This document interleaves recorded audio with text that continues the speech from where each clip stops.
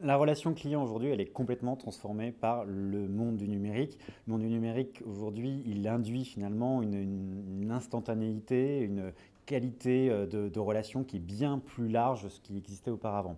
Et dans ce monde-là, finalement, on parle beaucoup de transformation des entreprises, beaucoup de transformation de la relation client, et c'est là où effectivement la technologie et l'humain se rencontrent. Lorsqu'on parle de relation client aujourd'hui, finalement, on parle de 4 grands thèmes. Un, comment on transforme une transaction en expérience. Ça signifie quoi? Ça signifie bien sûr penser avant, pendant et après l'acte d'achat ou l'acte de relation finalement avec le client. Et c'est là où l'ensemble de l'organisation fait du sens et pas uniquement une capacité technologique ou un point d'interaction. Et c'est là où décloisonner l'organisation devient un élément fondamental.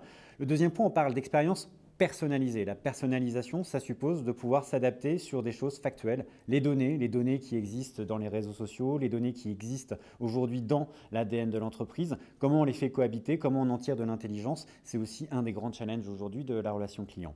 Et puis, lorsqu'on parle de relation client aujourd'hui, finalement, on parle aussi beaucoup d'itération et de co-création. La co-création, c'est la co-création avec ses collaborateurs en interne, avec ses partenaires, mais surtout avec ses clients, être ouvert à cette création et cette co-création avec ses clients, prendre le feedback, en tirer parti, tester de nouvelles choses, c'est fondamental. Et ça ouvre sur le dernier point, accepter finalement de prendre des risques, d'essayer, d'échouer, de recommencer jusqu'au succès. C'est une nouvelle finalement approche de la relation client qui n'est pas dans du domaine du décret, du domaine de la certitude, mais qui est du domaine de l'expérimentation permanente.